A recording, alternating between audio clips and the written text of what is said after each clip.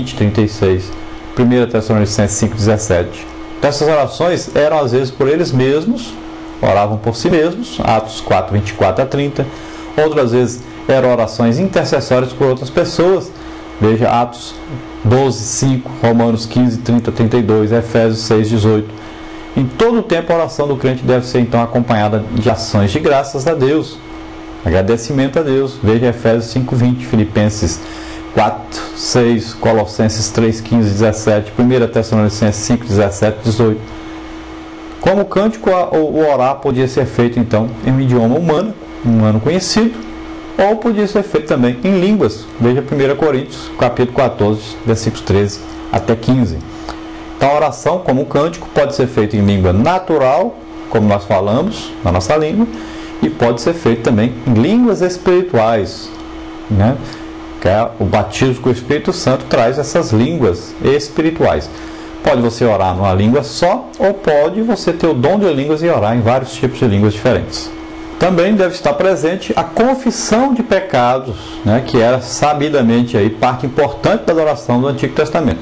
Deus estabeleceu o dia da expiação para os israelitas como ocasião para a confissão nacional de pecados. Veja Levítico 16. Salomão, na sua oração de dedicação ao templo, reconheceu a importância então da confissão de pecados.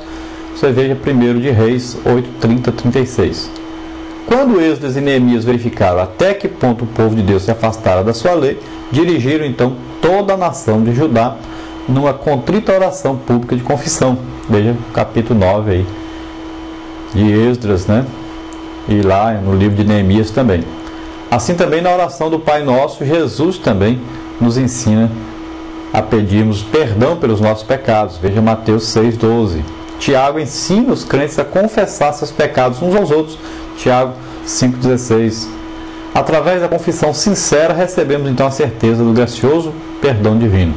Veja o primeiro livro de João, capítulo 1, versículo 9. A adoração deve também incluir a leitura em conjunto das Escrituras e a sua fiel exposição. Nos tempos do Antigo Testamento, Deus ordenou que cada 7º ano, na festa dos tabernáculos, todos os israelitas se reunissem para a leitura pública da lei de Moisés. Veja Deuteronômio 31, 9 até 13. Então, o exemplo mais patente desse elemento no culto do Antigo Testamento surgiu no tempo de Esdras e Neemias. Veja 8, 1 a 12 aí. A leitura das Escrituras passou a ser então a parte regular do culto da sinagoga no sábado. Veja aí Lucas 4, 16 a 19, Atos 13 a 15.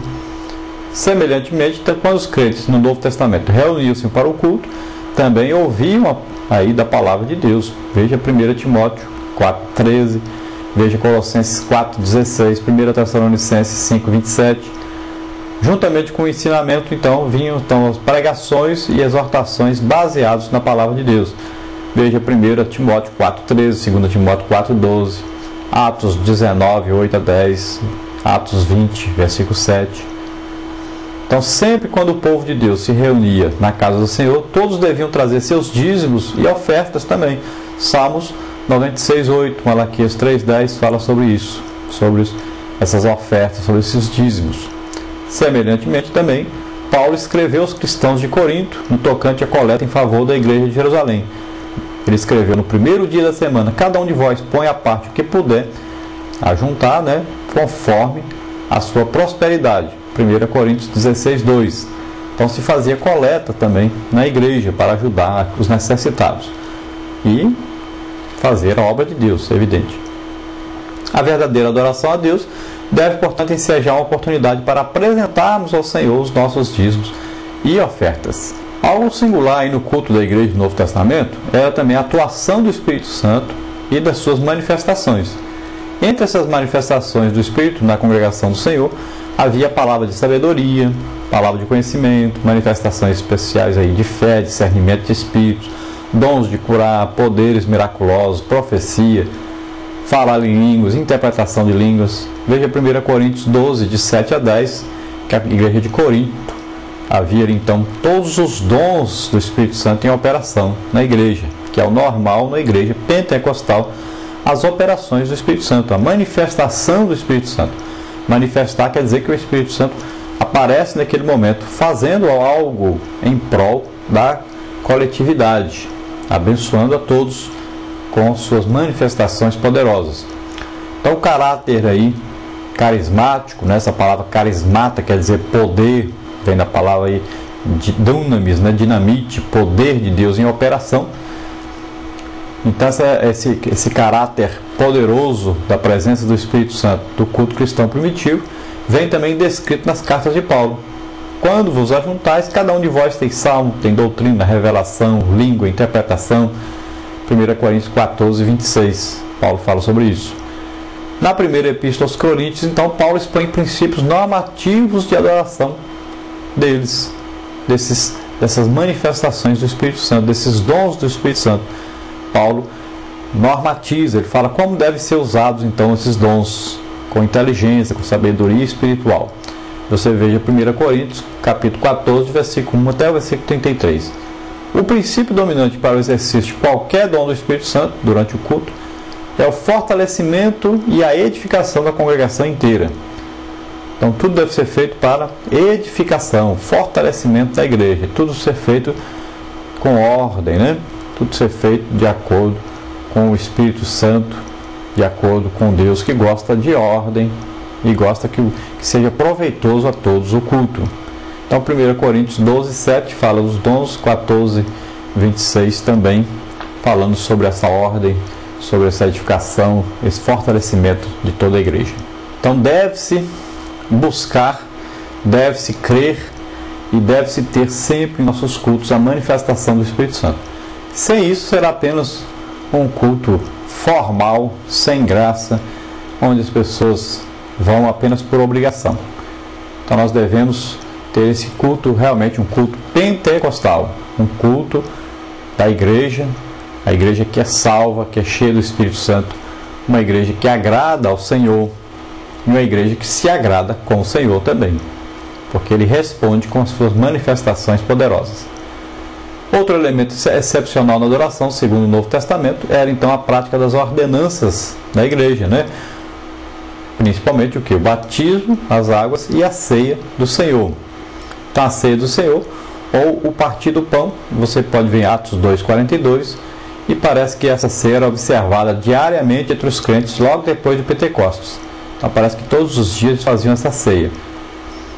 Você veja Atos então 2,46 a 47. Depois eles passaram então, pelo menos a fazer então a ceia uma vez por semana. Você veja Atos 20, de 7 a 11.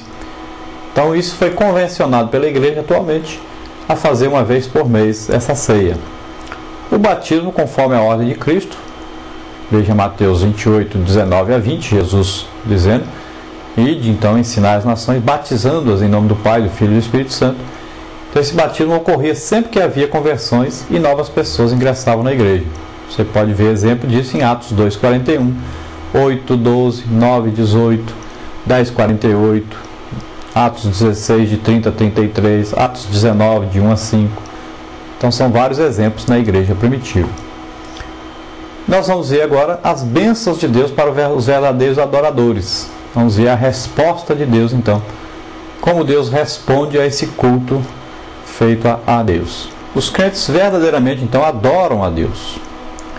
Muitas bênçãos lhe estão então reservadas por Ele. Vamos ver alguns exemplos de bênçãos reservadas então aos crentes quando eles adoram ao Senhor, quando eles cultuam ao Senhor. Então Deus promete que quando os crentes cultuam a Ele, Ele estará com eles, Mateus 18, 20, que entrará e ceará com eles, veja Apocalipse 3, 20, que envolverá o seu povo com a sua glória, veja aí Êxodo 40, 35, 1 de Crônicas 7, 1, 1 de Pedro, primeiro livro de Pedro, capítulo 4, versículo 14. Ele promete também que abençoará o seu povo com chuvas de bênçãos, veja aí Ezequiel 34, 26, especialmente, então abençoará o seu povo com a paz, Salmos 29, 11. Também Deus promete que concederá fartura de alegria, Salmos 122, 1 e 2, Lucas 15, 7 e 10 também, veja João 15, 11. Também Deus promete que responderá às orações dos que oram com fé sincera. Marcos 11:24, Tiago 5:15. Deus promete que encherá de novo